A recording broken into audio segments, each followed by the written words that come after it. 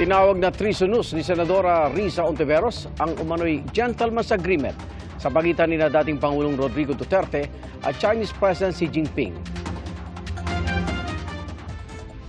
This gentleman's agreement is treasonous.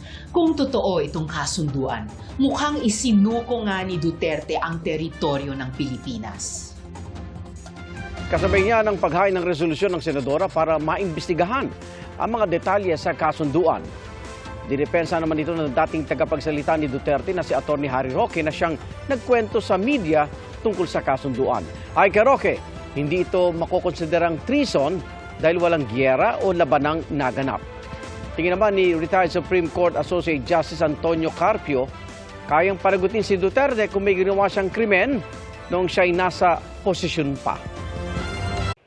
Mga kapuso, sama-sama tayong maging saksi. Mag-subscribe sa GMA Integrated News sa YouTube at para sa mga kapuso abroad, samahan niyo kami sa GMA Pinoy TV at sa www.gmanews.tv.